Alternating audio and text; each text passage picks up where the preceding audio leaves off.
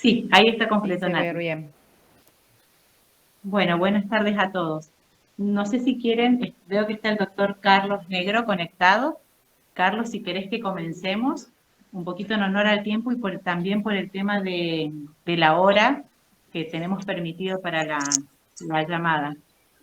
Comencemos. Buenas tardes a todos. Gracias por la colaboración. Marce, Natalia, menos mal el Leo que está salvándonos las papas de atrás. Así que saludos a todos y Bueno, empecemos. de todas maneras, veo que hay poca gente conectada. Saben que Que se grabamos la vayan, actividad. se irán Claro, sumando y vemos cuánto, porque están gente de guardia y con otros compromisos, veremos qué respuesta hay hoy. exacto, exacto. Y nos queda la tranquilidad que la actividad queda grabada, así que después Lore se las pasa. Bueno, bienvenidos a todos los que se han podido conectar. Les agradecemos la presencia. Este es el segundo encuentro de este ciclo de actualizaciones puntuales, digamos. En este caso, en el día de hoy, infecciones de piel y partes blandas, que va a estar a cargo de la doctora Natalia Frazone.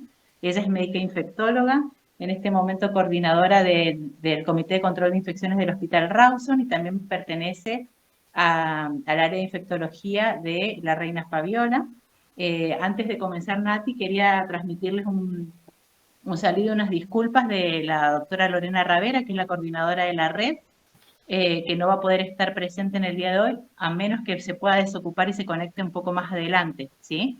Pero bueno, en principio vamos a hacer esta actividad sin su presencia. Nati, te dejo para que arranques la actividad. Bueno, buenas tardes, muchas gracias por la invitación y vamos a tratar de ser didácticos porque la verdad que es una hora que todo el mundo debe estar cansado. El tema que me solicitaron dar es infección de piel y partes blandas. Como sabemos, las infecciones de piel y tejidos blandos son uno de los procesos infecciosos más frecuentes en la práctica clínica y la incidencia de celulitis es aproximadamente 200 casos para cada 100.000 pacientes al año. Estas patologías tienen mayor incidencia en meses de calor y también tenemos múltiples clasificaciones de las infecciones de piel y partes blandas, ¿sí? Podemos clasificarlas en leve, moderada y severa o por la zona donde afectan. Nosotros las vamos a clasificar por la zona donde afectan y vamos a tener en las infecciones no necrotizantes el impétigo, que afecta la epidermis, el ectima, la dermis, la celulitis, está por debajo entre dermis y tejido celular subcutáneo, y la celulitis en el tejido celular subcutáneo. Dentro de las necrotizantes, las dos más frecuentes, la fascitis necrotizante y la mionecrosis, que ya afectan la parte muscular y la fascia. Con respecto a las infecciones no necrotizantes, tenemos el impétigo, que es una infección superficial, más frecuente en niños. En esta patología, el Streptopiógenes y el Staphylo aureus son los gérmenes involucrados más frecuentemente. Se dan los climas húmedos y con mayores temperaturas. Es altamente contagioso y se autoinocula y no tiene síntomas sistémicos. Generalmente la clínica son vesículas, un halo eritematoso, pústulas y termina en costras amarillentas que se llaman melicéricas por el tipo de costra. Generalmente la presentación es periorificial, pueden cursar con un leve prurito, no duele y no dejan cicatriz. El tratamiento de esta patología es con tratamiento local, con mupirocina, ungüento al 2% que se coloca cada 8 horas, o ácido fucídico de la misma forma de colocación, con un tiempo de 5 días de prolongación. Y hay que enfatizar por ahí en la higiene de manos para evitar la autoinoculación en las diferentes zonas del cuerpo. Con respecto al ectima, que es la complicación del impétigo, que se da en niños y ancianos, ya son más úlceras en sacabocado, con costras amarillentas o verdosas, con bordes más sobreelevados y es mucho más frecuente en miembros inferiores. Acá sí vamos a necesitar tratamiento sistémico. ¿Qué pasa con la celulitis y la erisipela, que son las infecciones que por ahí uno más frecuentemente ve en la guardia? Bueno, la celulitis cursa generalmente, suele tener un curso indolente, con aumento de temperatura, edema, dolor y eritema local, fiebre, con bordes irregulares y no tan bien definidos, puede presentar petequias o ampollas superficiales en las zonas y puede ser supurada, o sea, tener colección principalmente cuando el germen involucrado es el estáfilo.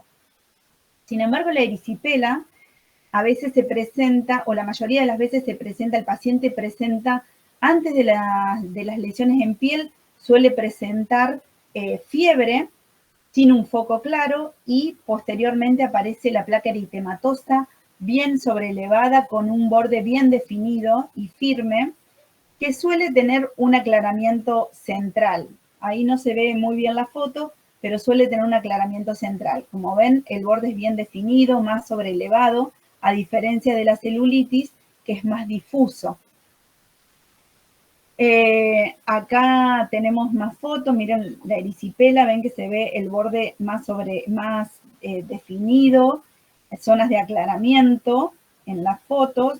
En esta erisipela de la cara no se observa tanto aclaramiento central, pero sí se observan los bordes definidos, la piel de naranja. Y los factores predisponentes suelen ser locales o generales. Dentro de los locales tenemos las varices, el linfedema, el intértrigo o las cirugías como desafenectomía. Y los generales tenemos los pacientes diabéticos, obesos, en edad avanzada o con síndrome nefrótico. Acá tenemos una foto de una celulitis, como ven es más, también tiene piel de naranja, con ampollas, es más difusa, con un edema generalizado, pero por ahí en la práctica, este también es de celulitis con bordes difusos, en la práctica no es tan fácil a veces diferenciar entre una erisipela y una celulitis. Con respecto a los agentes etiológicos, los agentes más comunes tanto de las erisipelas como de las celulitis, tenemos el streptopiógenes más involucrados en las erisipelas, estreptos beta hemolíticos no pertenecientes al grupo B, y el Staphylo aureus, que es uno de los agentes más frecuentes en la celulitis. Después, depende el tipo de afección del paciente, podemos tener algunos gérmenes diferenciados, como es, por ejemplo, la cirrosis, bacilos gram negativos, el vibrio bulnífico, pero cuando están expuestos a ciertos factores de riesgo, como es la exposición a agua salada. En la disfunción inmunitaria, ya sea humoral o celular, bacterias encapsuladas, como el neumococo, la hemófilus. En la neutropenia tenemos las pseudomonas. En la exposición a aguas dulces tenemos la aeromona hidrófila. Después, según en la exposición o el riesgo, tenemos otros gérmenes, como por ejemplo la mordedura de animal, también que es muy frecuente verlo en la guardia, como la Pasteurella moltosida. Cuando nosotros tenemos ciertos factores o ciertas presentaciones o ciertas exposiciones del paciente, debemos pensar en estáfilo. Y esto es, por ejemplo, cuando el paciente tiene signos sistémicos de toxicidad, cuando tiene una celulitis con drenaje purulento, o coleccionada, ahí debemos pensar en estáfilo. Cuando el paciente tuvo infecciones o colonizaciones por estáfilos previamente, cuando son usuarios de drogas endovenosas o cuando tienen neutropenia severa con menos de 500 neutrófilos. En estas instancias no podemos dejar de cubrir el Staphylo aureus. Si tienen alguna duda, me van interrumpiendo y lo vamos charlando, ningún problema. Eso con respecto a las infecciones no necrotizantes. ¿Qué nos pasa con las infecciones necrotizantes? Si ustedes ven en la bibliografía, hay miles de infecciones necrotizantes. Ahí sobre el lado derecho del PowerPoint yo le puse algunos nombres. La más por ahí frecuente son la fascitis necrotizante o la mionecrosis, pero más que saber los nombres de estas infecciones necrotizantes, es tener en cuenta cómo se pueden presentar para poder diagnosticarlas rápidamente. En una infección necrotizante, el paciente va a tener signos sistémicos de toxicidad, va a tener taquicardia, fiebre, hipotensión. alteración del sensorio. Va a haber probablemente una discrepancia sistémica versus local, o sea, el paciente va a tener mucho dolor local y cuando uno ve la lesión, la verdad que la lesión no nos dice mucho o es una lesión muy pequeña, como ya vamos a ver más adelante en un caso clínico. O sea, tenemos un dolor desproporcionado con respecto al tipo de lesión que presenta el paciente. Un edema que sobrepasa generalmente el eritema, una propagación rápida a pesar de los antibióticos o rápida en el transcurso de las horas, va a haber anestesia cutánea, va a haber necrosis cutánea, color violáceo de la piel o ampollas hemorrágicas y crepitación. Pero no esperen tener crepitación estas infecciones porque solamente se presentan en un 20% de estas patologías, por lo cual si uno solamente la sospecha esperando la crepitación, podemos tener un abordaje totalmente tardío, ¿sí? Entonces recuerden el dolor desmesurado, la anestesia cutánea, las ampollas violáceas, ¿sí? O el desmejoramiento rápido del paciente. Acá tenemos una foto de una fascitis necrotizante, como ven, áreas como marmóreas, las ampollas hemorrágicas. Dentro de la fascitis tenemos la tipo 1, que es polimicrobiana, o la tipo 2, que es generalmente por streptopiógenes, y en segundo lugar por estafiloaureus. En estas patologías, por supuesto, los pacientes diabéticos, cirróticos, insuficientes renales, son los que están predispuestos generalmente en aquella fascitis de tipo 1, que son las polimicrobianas, y en la fascitis de tipo 2, los niños o los jóvenes, ¿sí? Por ejemplo, en lesiones que a veces parecen mínimas, una caída de una bicicleta, en una lesión mínima, puede estar involucrado un streptopiógenes y cursar a una fascitis necrotizante de tipo 2. Esto es una mionecrosis, es un paciente que tuvimos internados en el hospital, que había sufrido la mordedura de un ternero. En la mionecrosis vamos a tener también flora polimicrobiana, tanto aeróbica como anaeróbica involucrada. Fíjense las placas necróticas, ¿sí? Miren acá la necrosis del pulgar o de los extremos de los dedos. Por supuesto que esto requiere tratamiento quirúrgico urgente, como lo vamos a ver más adelante. Acá es una gangrena de Fournier, el eritema y la posterior necrosis. Fíjense toda la zona perineal indurada. Esto es muy, muy importante siempre sospecharlo en los pacientes con factores de riesgo que vienen con un dolor perineal. Nunca dejar de revisar la zona del periné, porque muy probablemente no nos encontremos este cuadro tan florido al principio, sino que encontramos eritema, edema, la zona indurada, pero como ven acá, se nota bien la induración, entonces no esperemos encontrarnos el cuadro florido, siempre tenemos que sospecharlo antes de llegar a esta instancia. Esto es el debridamiento de la zona, como ven, se debrida todo, y muchas veces se terminaban defuncionalizando los pacientes porque tardaba mucho tiempo en curar, y la defuncionalización y la colonoscopía, realizarle una colostomía, gracias, se hacía para poder llegar a una cicatrización mucho más rápida. Esto es otro paciente que tuvimos en el hospital con una fascitis necrotizante, una mionecrosis, perdón. Ven acá todo desvitalizado la zona del músculo. Miren acá las zonas estas marmóreas. Son pacientes realmente graves y con una altísima mortalidad, ¿sí? ¿Qué pasa cuando tenemos un paciente que viene con una infección de tejidos blandos? Bueno, en caso de que el paciente sea ambulatorio, no va a ser necesario tomarle hemocultivos porque en realidad el rendimiento de los hemocultivos es muy bajo, es menos del 10%, y alguna bibliografía habla de menos del 5%, y un 15% de las infecciones profundas. Por lo cual, si el paciente es ambulatorio, probablemente uno no tome muestras. Hemocultivos no está recomendado por el bajo rendimiento. Sí vamos a tomar muestras si tiene pústulas o si tiene lesiones ampollares o si tiene alguna colección, ¿sí? En eso sí podemos tomar muestra, pero si fuera una celulitis o una erisipela, tampoco tiene indicación de una muestra en caso de que el paciente no lo interne.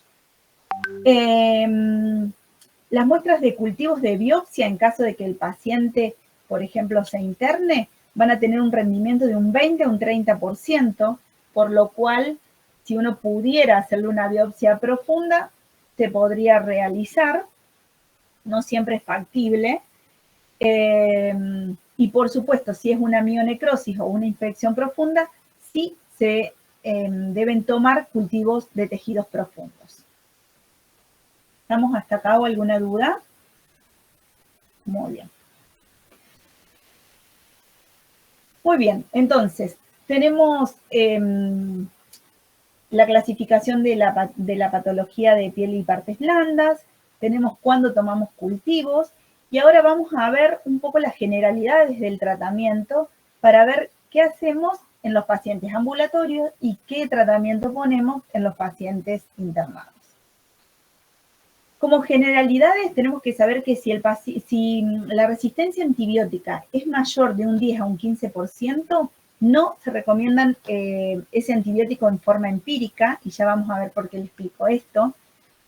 Debemos tener cobertura en las infecciones de piel y partes blandas para Staphylo aureus METI-R de la comunidad, o sea, resistente a penicilinas de la comunidad. Si hay pus, debemos cubrir Staphylo aureus porque el Piógenes generalmente no es productor de colecciones, pero si el aureus, ante una colección siempre debo drenar porque el antibiótico nunca va a ser efectivo y vamos a adquirir resistencia e intratratamiento. Y en caso del Streptopiógenes, uno de los gérmenes que sigue siendo muy noble a los antibióticos y es sensible a penicilinas, a céfalo de primera, a citro o a clindamicina. ¿Qué debemos tener en cuenta a la hora de elegir el tratamiento? La etiología que quiero cubrir, o sea, según el tipo de infección, yo, como dijimos, tengo gérmenes determinados. Entonces tengo que pensar qué tipo de infección tengo y qué germen quiero cubrir. ¿Qué sensibilidad tienen estos microorganismos? Y para esto hay generalmente redes que hacen una vigilancia, como es la red HUNET, donde tenemos la sensibilidad de los gérmenes tanto de pacientes internados o de patologías de pacientes internados y pacientes ambulatorios, donde uno de ahí obtiene los antibióticos empíricos a utilizar.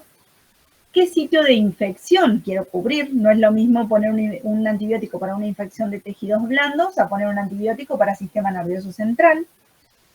Los factores relacionados con el paciente, y esto es si tiene insuficiencia renal, si tiene alergia a penicilina, si es obeso, si es diabético, si estuvo expuesto a no antibióticos previamente. Debo tener en cuenta la seguridad y los efectos adversos del antibiótico y el costo del tratamiento. Y más en estos momentos y por ahí en la parte pública donde trabajamos, que como ustedes saben, el paciente muchas veces no puede comprar el tratamiento. ¿Por qué le hablo de esto de si la resistencia a un antibiótico del 10 al 15% no se puede usar? Porque como ven, esto es de la red HUNET 2022, en aislamientos de infección de tejidos blandos de origen comunitario, los gérmenes más frecuentemente aislados fueron, tanto de origen comunitario como hospitalario, fueron Staphylo aureus, Escherichia coli, Enterococos y Strepto. Y dentro de esos, el Staphylo aureus de la comunidad tiene un 48% de resistencia a las penicilinas. O sea, es un 48% de estos estáfilos es lo que vamos a ver como OXA-R o METI-R, ¿sí? Por lo cual, no hay opción de usar las cefalosporinas, el amoxiclavulánico, para un paciente con una infección de tejidos blandos, ¿sí? Por lo menos en forma empírica, no es lo adecuado. Y fíjense que a la clindamicina es un 23%. Si ustedes por ahí ven los pacientes tratados para infección de tejidos blandos, uno de los esquemas más frecuentes que usan es la clinda y la cipro, ¿sí? Pero como vemos, el Staphylococcus aureus es uno de los mayores implicados en estas patologías y la resistencia a la clindamicina es de un 23%, por lo cual no es un tratamiento adecuado. Las ciprofloxacinas o las fluoroquinolonas tienen una sensibilidad afectada muy baja del 3%, pero no es un tratamiento recomendado para cocos gram positivos porque estos hacen resistencia intratratamiento. Por lo cual, si nosotros ponemos en una infección de tejidos blandos clindamicina más cipro, con la resistencia que tenemos a clinda, probablemente estemos haciendo monoterapia con ciprofloxacina. Por eso ustedes muchas veces ven que el paciente vuelve a la guardia porque responde lentamente y es porque no estamos usando un tratamiento adecuado para estas infecciones con las fluoroquinolonas. Como les dije antes, el piógenes es un germen que tiene baja resistencia, o les diría casi nula, a la mayoría de los antibióticos, cero a penicilinas y al resto de los tratamientos usados como fluoroquinolonas, clindamicina es muy bajo, por lo cual es un germen, si bien es agresivo, tenemos muchas opciones terapéuticas para usar. El Bactrim, que lo usamos en los estáfilos meticilinos resistentes de la comunidad, no es una opción adecuada para streptopiógenes. Sí lo podemos usar y ya les voy a decir cuándo, pero no es un tratamiento adecuado. Y las tetraciclinas tampoco son recomendadas. Entonces, tenemos el paciente diagnosticado y le vamos a hacer un tratamiento empírico, ¿sí? Si el paciente no tiene criterios de internación, entonces puede usar ante una erisipela o una celulitis, cefalexina. Fíjense que la dosis de cefalexina, lo que la mayoría, le diría que toda la bibliografía que revisé, es la dosis recomendada, es 500 a 1 gramo cada 6 u 8 horas. Yo he visto que por ahí muchas veces se usan cada 12 horas, pero la verdad que de toda la bibliografía recomendada debe haber sido solamente una bibliografía que la recomienda cada 12 horas, justamente por la vida media de este fármaco. Si usamos cefadroxilo, sí podemos hacer 1 gramo cada 12 horas, o amoxicilina, pero amoxicilina sola. Acuérdense que estos dos tipos de medicamentos, o sea, las cefalodeprimeras o las amoxicilinas, van a estar usándose para cubrir el streptopiógenes, porque como dijimos, muchas veces no es fácil diferenciar entre lo que es celulitis y erisipela. Entonces, no necesito agregarle clavulanato. Con amoxicilina sola estoy cubriendo el streptopiógenes. Entonces, amoxi 875 cada 12 horas, más Bactrim, dosulfin, o la trimetilprima sulfametoxazol como droga, porte, o sea, 160, 800 miligramos cada 12 horas, ¿sí? Si el paciente es alérgico a sulfa, puedo estar usando la doxiciclina, 100 miligramos cada 12 horas, o la aminociclina, 100 miligramos cada 12 horas, para cubrir el estáfilo meticilino resistente de la comunidad, que como dijimos, la isla está en un 48% de las infecciones. ¿Qué pasa si el paciente es alérgico a beta-lactámico? Bueno, uso clindamicina cada 6 u 8 horas. Generalmente la dosis más usada para pacientes ambulatorios es cada 8 horas para tener mejor tolerancia, para cubrir el streptopiógenes, más Bactrim, Bactrim es el nombre comercial, trimetroprima sulfametoxazol 160-800, o sea, el forte, o la doxiciclina cada 12 horas. Por supuesto que si sospecho otros gérmenes, como es el Erysipelotrix rhizopatiae en la manipulación de carnes crudas, ahí voy a tener que cubrir con cefalodiprimera, fluoroquinolonas o clindamicina. La aeromona la voy a cubrir con fluoroquinolona o ceftriaxona. Pero acá los pacientes van a tener la exposición, ya sea a carnes crudas, a traumatismo con agua dulce o a traumatismo con agua salada, ¿sí? Entonces acá debo por ahí aumentar la cobertura para este tipo de gérmenes. ¿Cuánto tiempo voy a tratar una infección de piel y partes blandas no necrotizantes que no tiene criterio de internación? El tratamiento recomendado son 5 días, nada más que 5 días. Si la resolución es lenta o si ustedes ven que clínicamente el paciente todavía requiere continuar con tratamiento, entonces podemos extenderlo hasta 10 días.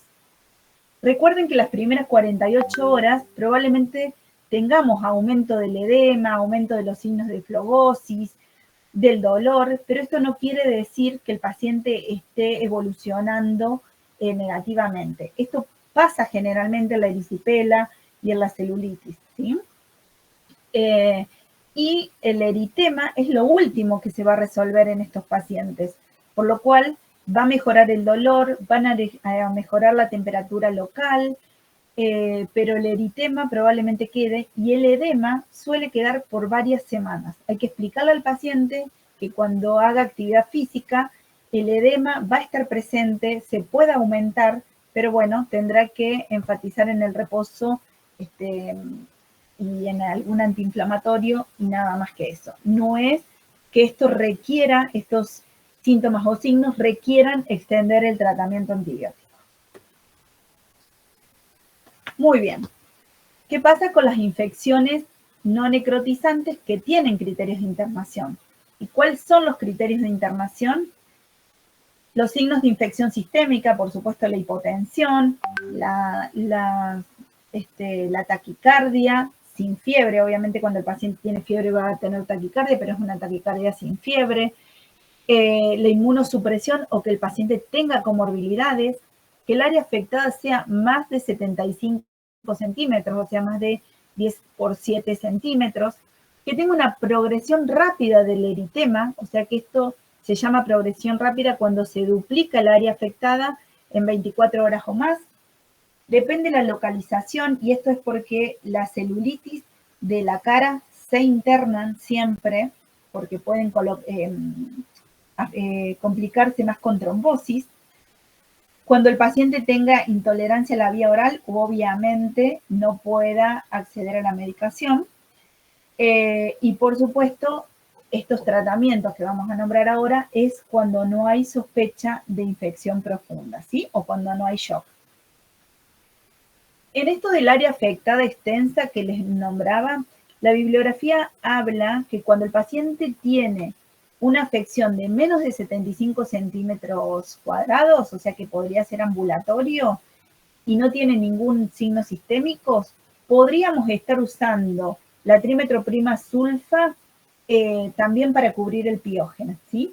Pero por supuesto que generalmente cuando uno empieza un tratamiento antibiótico y en estas infecciones el paciente debe tener un control clínico y generalmente lo hacemos en las 48 horas para ver cómo está, cómo evoluciona y le damos signos de alarma al paciente. Si ustedes ven, si bien no es recomendado, en ese tipo de infecciones, con una afección poco extensa, sin comorbilidades del paciente y sin signos sistémicos, podemos usar la trimetroprima sulfa cubriendo los dos gérmenes más frecuentes, que es el piógenes y el Staphylococcus. Entonces, si decidimos internar al paciente porque cumple alguno de estos criterios de internación, el tratamiento de elección son cefazolina, 1 o 2 gramos cada 8 horas, o ampicsulbactam, 1,5 cada 6 horas, más trimetroprima sulfametoxazol, 800-160, o sea, las ampollas de este medicamento vienen de 480, por lo cual van a ser 2 ampollas cada 12 horas. Y en caso de que el paciente sea alérgico a beta-lactámicos, ahí vamos a usar vancomicina con dosis de carga, que es de 20 a 30 miligramos por kilo, y luego a las 12 horas hacemos las dosis de mantenimiento con 15 a 20 miligramos por kilo cada 12 o cada 8 horas. O el linezolid 600 miligramos cada 12 horas, que la verdad no es fácil acceder al linezolid porque no suele estar en el vademecum hospitalario. Lo que sí solemos tener acceso es de vancomicina. Esto es, en pacientes que realmente tienen una alergia severa a beta-lactámicos, y esto es edema de glotis en el uso de beta-lactámicos, no aquellos pacientes que hicieron rash cuando usaron beta-lactámicos, porque en esos pacientes que hicieron rash cuando usaron beta-lactámicos, estamos habilitados a usar cefalosporina, ¿sí? Porque la reacción cruzada es menor del 5%. Creo que no me olvido de decirles nada acá. Y la duración de este tratamiento se extiende a 7 a 10 días, que tampoco tiene indicación de tratamiento endovenoso 7 a 10 días. Cuando el paciente tiene 48 horas de mejoría clínica y tolerancia oral, podemos pasarlo a tratamiento oral. En caso de que estemos usando vancomicina o linezolid, una opción para pasarlo a vía oral podría ser la doxiciclina o la aminociclina, ¿sí? Por supuesto, en caso de que no podamos usar la cefalosporina de primera más el Bactrim.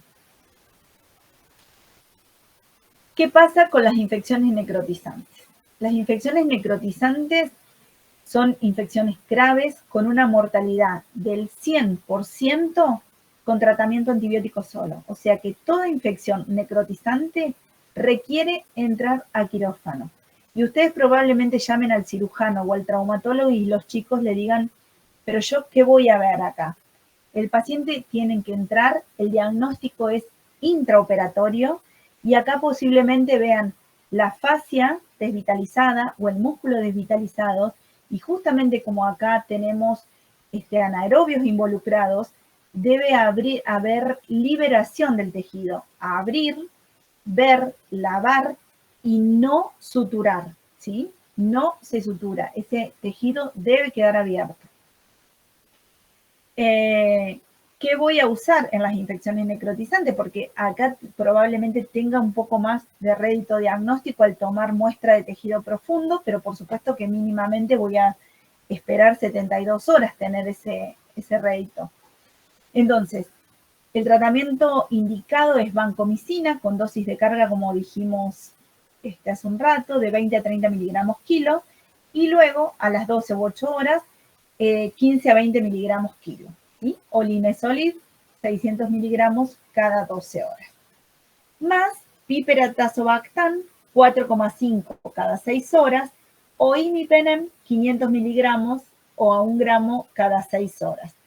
El imipenem lo voy a usar, o los carbapenémicos lo voy a usar, cuando yo tenga sospecha de gérmenes productores de beta-lactamasa de espectro extendido, que son estos famosos BLE que sentimos nombrar, que quiere decir que son resistentes a la mayoría de los beta-lactámicos, excepto los carbapenémicos. Ahí ya vamos a ver cuáles son los factores de riesgo para estos gérmenes. Y vamos a adicionar acá la clindamicina, 600 miligramos cada 8 horas, porque actúa sobre la toxina del Streptopiógenes, ¿sí? Frenando la producción de esta toxina. Como dijimos, tratamiento quirúrgico urgente asociado al tratamiento antibiótico. El paciente realmente evoluciona al shock y muchas veces al óbito rápidamente. O sea, esto no es esperar al otro día. Ante una sospecha de infección profunda, el paciente debe entrar al quirófano rápido. Otra de las cosas que en las infecciones necrotizantes no les nombré, pero muchas veces los métodos diagnósticos no tienen mucha utilidad. Por ahí una ecografía puede ser darles algún rédito diagnóstico, pero cuando la patología ya está muy evolucionada, a veces la tomografía puede haberse alguna alteración, pero creo que a ustedes les puede llegar a pasar lo mismo que nosotros. Cuando llegan estos pacientes, muchas veces no está el imagenólogo para darnos el resultado, ¿sí? Por lo cual, el diagnóstico de estas patologías suelen ser intraoperatorias. Como les decía, en caso de que el paciente tenga factores de riesgo para beta-lactamasa de espectro extendido, vamos a adicionar carbapenémicos. ¿Y cuáles son estos factores de riesgo? La hospitalización previa y el uso de antibióticos en los meses previos, principalmente cefalosporina de segunda y tercera generación. De segunda generación en los adultos usamos poco, pero sí usamos de tercera generación que comúnmente es la ceftriaxona, la ceftazidima, o las penicilinas o quinolonas. Aquellos pacientes que le solemos dar por una bronquitis, donde el 80% de las bronquitis son virales, levofloxacina, o por una infección urinaria, donde la mayoría de los gérmenes son resistentes, le damos ciprofloxacina, en la flora de esos pacientes generamos resistencia y hacemos que este paciente quede colonizado por gérmenes productores de beta-lactamasa de espectro extendido, ¿sí?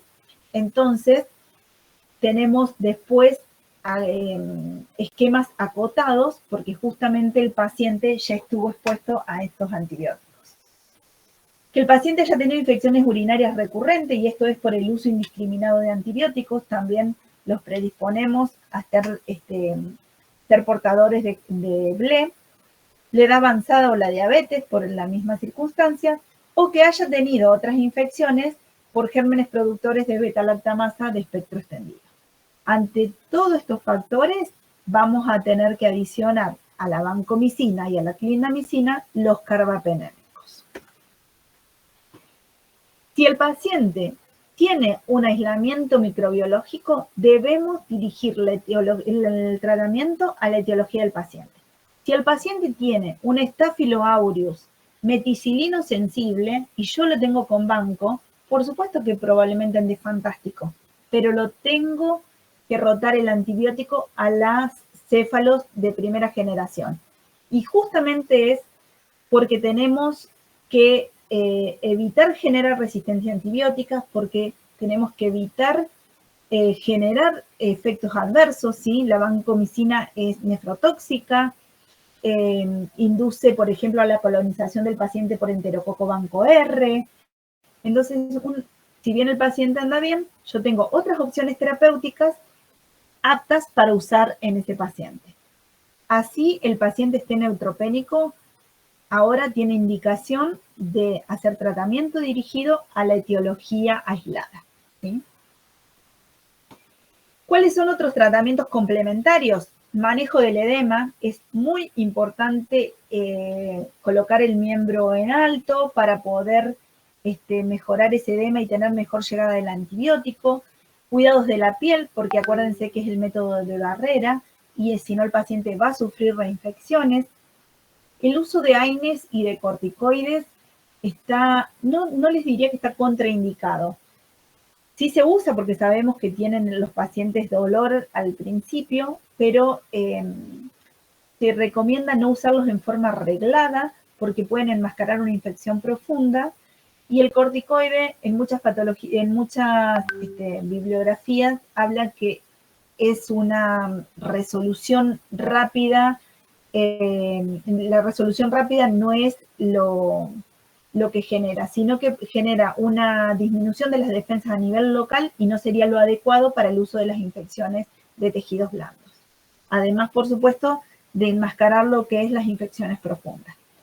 Generalmente, a veces usamos el corticoide en aquellas celulitis o erisipelas que el paciente vemos que responde clínicamente porque disminuye la fiebre o deja de tener fiebre, mejora los signos de flebosis, pero sigue con síntomas como muy, por ahí, invalidantes. Entonces solemos usar dosis antiinflamatorias por un curso corto de 3 a 4 días. El oxígeno hiperbárico y los antibióticos tópicos, a no ser en el impétigo, no están recomendados. ¿Qué pasa antes de mostrarle los casos clínicos y de ir terminando? El calor y el frío en la celulitis. El calor ayuda a la vasodilatación, aumentando el flujo sanguíneo hacia los tejidos, provoca eliminación de los desechos metabólicos de la zona lesionada, y también se dice que aumenta el oxígeno local, ¿sí? Produce aumento del tejido de granulación y acelera la recuperación de la herida. El frío disminuye la velocidad de la conducción nerviosa, por lo cual actúa teniendo un efecto anestésico beneficioso porque se sabe que el dolor produce aumento del cortisol y disminuye la capacidad del sistema inmunitario para afrontar los patógenos, por lo cual retrasa la herida. Ni uno ni otro en exceso, ¿sí? Se va manejando, depende el tipo de paciente que tengamos.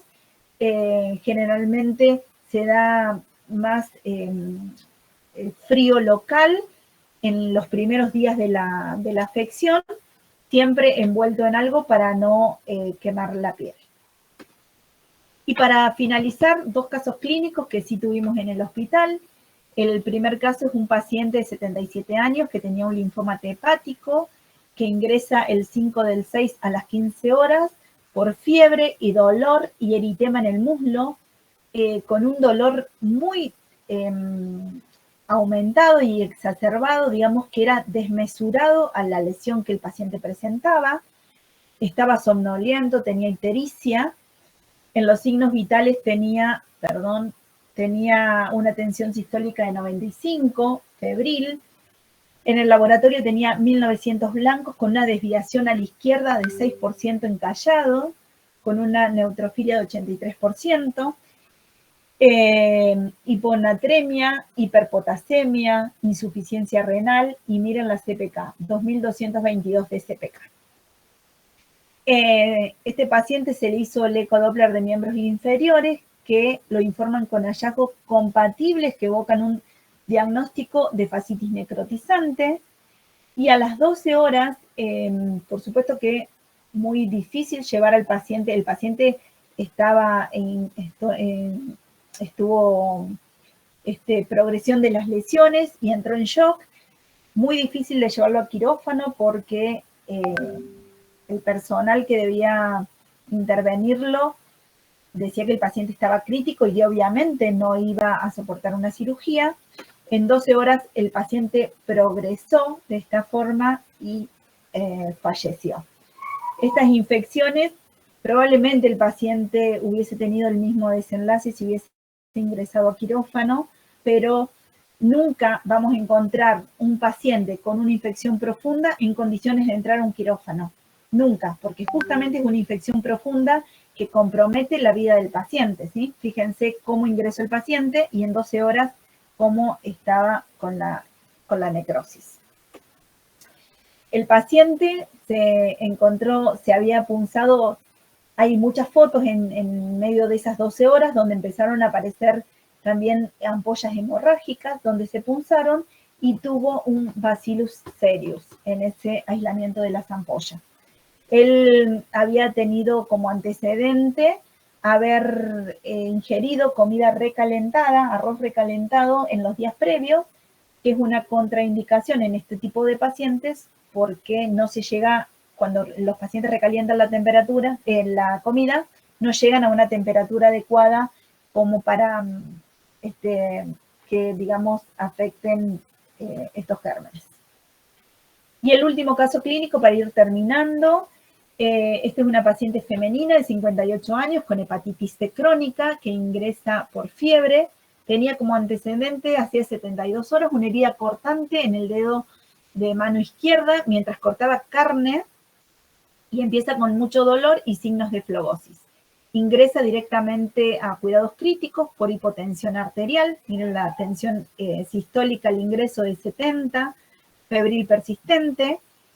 Se le hacen cultivos de sangre, urocultivo, y en realidad, bueno, no sé muy bien por qué urocultivo, porque era una infección de tejidos blandos, y se inicia tratamiento con piperatazo vancomicina. En el hemocultivo se encuentran Erysipelotrix russopatiae como germen productor de este shock séptico. Muchas gracias, y ahí tienen la bibliografía, la clase les va a quedar por si tienen alguna, quieren consultar algo, y voy a abrir la cámara, a ver, ¿dónde estoy? A ver. Bueno, Nati, muchas gracias, la verdad, excelente presentación, sumamente clara, didáctica, gracias por tantas fotos, aclarando seguramente muchas dudas que por ahí se nos presentan en la práctica diaria, sobre todo en la guardia, y en las conductas rápidas que debemos tomar. Hay que estar el doctor José Angelo también. Bueno, no sé si ahí el doctor José quiere hacer alguna pregunta, algún comentario. Buenas noches. Primero felicitar a la doctora por la clase, muy completa, y después hacer una o dos comentarios.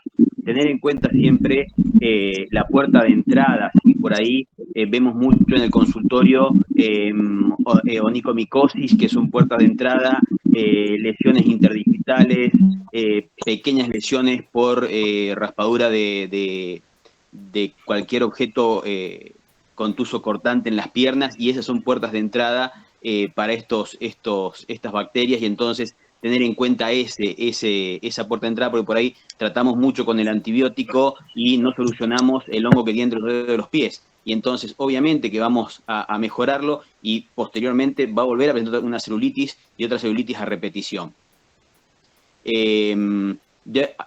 Una consulta, un segundo comentario y después una pregunta. El otro comentario es, como dice bien la doctora, el tema de las fascitis necrotizantes. Obviamente que el tratamiento es netamente quirúrgico. Nunca vamos a tener un paciente que va a estar en condiciones óptimas, pero sabemos que si no lo llevamos a quirófano, el paciente va a empeorar y va a terminar falleciendo. Y muchas veces es preferible, en casos avanzados, hacer una amputación. Si ya vemos, cuando hacemos la fascitis, nos encontramos con un músculo que parece masilla. El músculo está totalmente desvitalizado, un color gris, y uno lo agarra con la pinza y el músculo se desprende solo, no tiene reacción. Le apoyamos el electrobisturí y no se contrae. Entonces, un músculo que está desvitalizado y hay que resecarlo completamente. Si dejamos músculo muerto, obviamente que el paciente no va a mejorar, y menos si cuando hacemos una directa en la placa vemos aire o crepita, hay que ir directamente o a una buena fasciotomía, lavar con abundante agua oxigenada, si tenemos anaerobios, o directamente, si vemos que es irreversible, hacer la amputación en ese momento, porque por ahí, por querer preservar parte del pie o parte de la pierna, terminamos perdiendo el paciente, y por ahí hay que hacer una amputación infracondilia si lo requiere, y más si tiene patología, si tiene otras comorbilidades, como decía la doctora, ya sea diabético o inmunosuprimido. Y mi pregunta, doctora, es, yo he tenido en el consultorio, porque por ahí vemos mucho que paciente que presenta una celulitis o una erisipela, mandémoselo al cirujano vascular.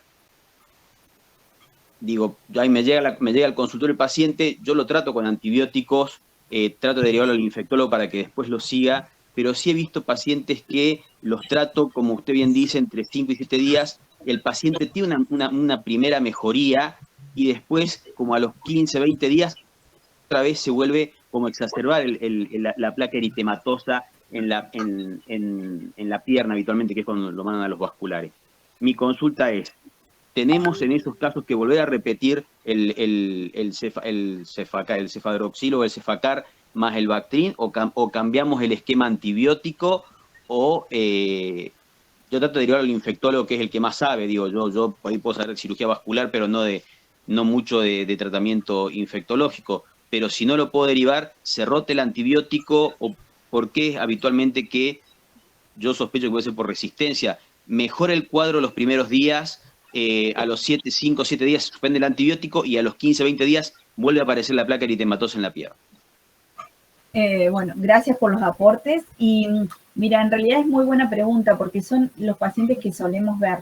Muchas veces hay que ver los pacientes, tenemos dos cuadros. Uno son las recaídas, que es en esto que el paciente no termina de mejorar y vuelve a recaer, y muchas veces tiene que ver esto con no tener en cuenta los otros factores de riesgo del paciente. Por ejemplo, un paciente diabético con hiperglucemias, con la piel que está totalmente desmejorada porque no se hidrata, con micosis que están sin resolver.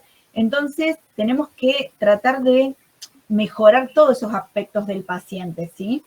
En esos casos hay que ver realmente si el paciente tiene una recaída y está nuevamente con esta infección, porque muchas veces aparece la placa eritematosa y es la placa eritematosa, ¿sí? Y vos le das tratamiento antiinflamatorio, un poco de hielo local, reposo, y el paciente mejora solo, ¿sí? Entonces, a veces uno ahí necesita pedirle un laboratorio con un citológico y una PCR, que con eso solo nos ayudaría. Y si no, ver si tiene fiebre, si tiene aumento del dolor, si tiene aumento de los signos de flebosis, o es solamente esa placa eritematosa. Yo te diría que si el paciente tiene toda la clínica de la infección, y ahí le va a doler, le va a empezar, él venía bien y va a empeorar su dolor y los signos de flebosis, probablemente no sea una cuestión de resistencia antibiótica, probablemente tengas que cubrir gérmenes que a lo mejor no cubriste en primera instancia. Por ejemplo, si es un paciente diabético, ahí tenemos que ver si no tenemos que cubrir bacilos gram negativos, ¿sí? O si es un paciente, qué sé yo, con lesiones en los pies, hay que cubrir, por ejemplo, bacilos gram negativos. Entonces, más que resistencia del estafilococo al Bactrim, ¿sí? Del piógenes, si uno sospecha erisipela, no, porque la verdad que es muy noble con respecto a los antibióticos. Pero tenemos que ver por ahí la cobertura de otros gérmenes que hayan sobreinfectado esa lesión. Bien. Muchas gracias, doctora. No, por favor. La doctora Álvarez tenía que levantar la mano. Sí, no sé si me escuchan bien. Estoy con poca señal. Sí, Ale. Bueno, muchísimas gracias, Nati. Muy clara y muy precisa toda la información que trataste de volcar en este tiempo breve. Y nada más para reforzar algo que lo dijiste muy bien y varias veces, pero muchas veces, digamos, a veces se cree que es una exageración del infectólogo, pero no.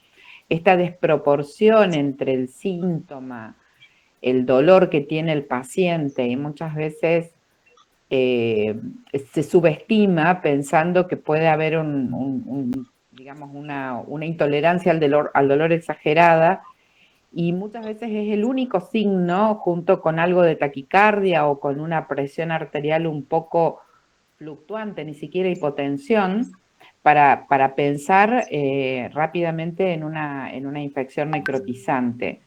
Y como bien dijiste, los pasos son, digamos, la rapidez con la que evoluciona el cuadro.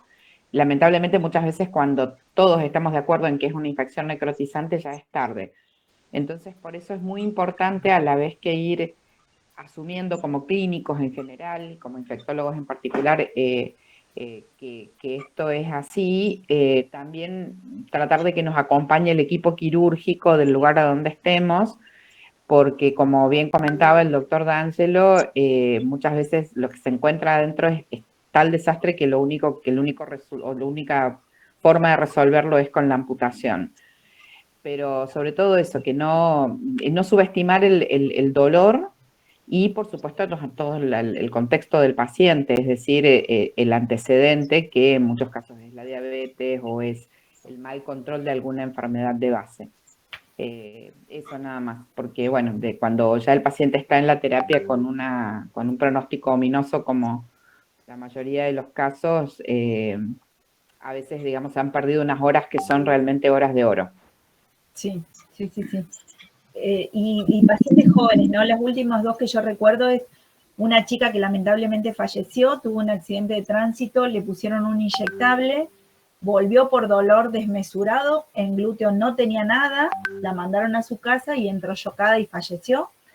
Y la otra fue también por un inyectable que le había colocado su tía de hierro.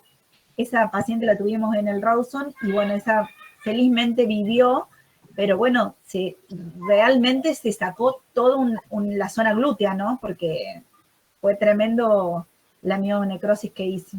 Pero bueno, esa chica vivió. No se escucha, Marte. El doctor Carlos tiene la mano levantada. Bueno, gracias, me escuchan ahí, gracias Nati, excelente la presentación y los aportes de los especialistas, la doctora Álvarez y tenerlo a José, gracias por acompañar.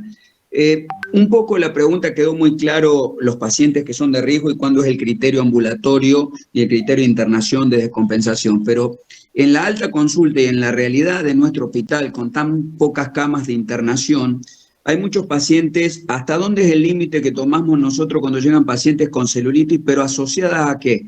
A úlceras de pie diabético, a insuficiencia venosa, insuficiencia cardíaca, con placas a veces en la úlcera necrótica. ¿Hasta dónde hay el límite de lo ambulatorio? Y si ese paciente directamente con esos antecedentes tiene criterio de internación y hay que hacerle tratamiento endovenoso. Y, por supuesto, el tratamiento del acompañamiento quirúrgico. A ver, la experiencia de ustedes, que ven más pacientes o lo que hacen ustedes, pero nosotros nuestra realidad es corta en cuanto a tomar decisiones. A veces le toca a los chicos de la guardia, es de acuerdo a la posibilidad de internación cuando hay 8 camas. Claro. Buena pregunta, porque en realidad, si el paciente viene con una sospecha o una indicación clara de ingresar al quirófano, uno no tiene duda, lo interna en una silla. Pero muchas veces tenemos esos grises de pacientes, que es aquel paciente que tiene, como vos decís, múltiples comorbilidades, tiene una infección de tejidos blandos que tal vez uno la manejaría en ambulatorio, pero que tiene criterios de internación por las comorbilidades. Si en ese paciente realmente no está descompensado, tolera la vía oral, tiene un montón de cosas a favor para manejarlo ambulatorio, perfecto. Por más que tenga comorbilidades, no lo internemos, pero tampoco lo citemos en una semana o que vea cómo le va con el tratamiento. Lo citemos en 24 o 48 horas, porque son esos pacientes donde yo debo controlarlos muy de cerca. Ver que no se descompensen, ver que la celulitis no aumente en muy poco tiempo, ver que realmente el paciente puede cumplir con el tratamiento que le doy y asegurémonos que realmente se vaya con el antibiótico, porque ese es otro problema, ¿no? El paciente uno se lo receta y no lo están pudiendo comprar. Pero bueno, eso es lo que nos pasa habitualmente en las guardias y yo te diría, la bibliografía dice que vos lo tenés que internar por las comorbilidades, pero sabemos que en la realidad no es así y tiene criterios para estar ambulatorio. Listo, citémoslos en 24 o 48 horas para poder controlarlo, que es el tiempo indicado para controlar la evolución de la patología. Perfecto, claro, gracias Nati. Recordemos, Carlos, que las úlceras, sobre todo las úlceras venosas, las úlceras crónicas, las úlceras circunferenciales que presentan los pacientes, habitualmente ya están colonizadas.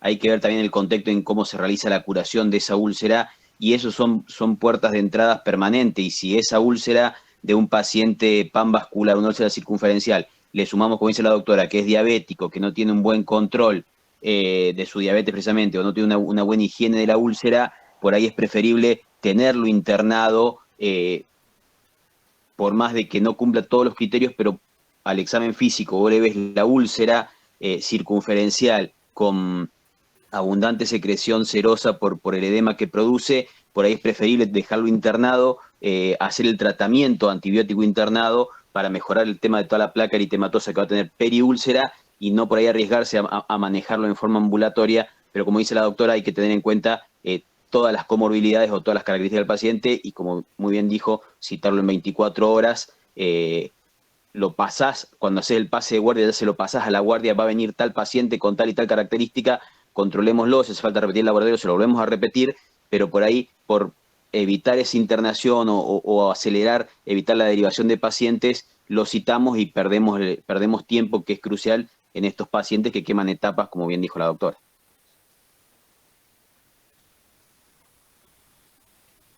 Bien, muchas gracias por los aportes. ¿Hay alguna otra consulta, alguna otra pregunta? Bien. Bueno, entonces muchas gracias Natalia, como dijimos antes, realmente sumamente didáctica, muy clara y bueno, estos puntos de los signos de alarma, ¿no? Sobre todo a tener en cuenta, así que muchas gracias, gracias a todos los presentes, gracias al doctor D'Angelo, el doctor Carlos Negro, la doctora Álvarez por acompañarnos y nos encontramos nuevamente el jueves de la semana que viene. El tema es neumonía, ¿sí? A las 19 horas. Gracias a todos, que estén muy bien. Les vamos a pasar. Hasta luego.